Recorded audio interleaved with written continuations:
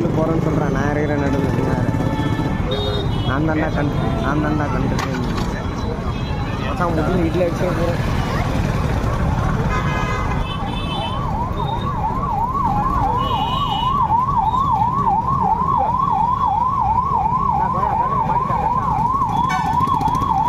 மச்சி முட்டி மாமா ஜீப்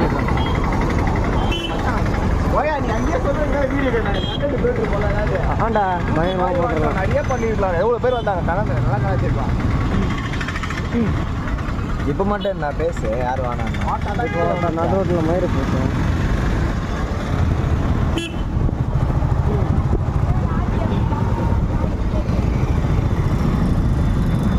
அப்படிதான் யோசிக்க தோணும். வீட்டில் சும்மா இருந்தாலும் வச்சுக்க அப்படிதான் நல்லா இருக்கும்.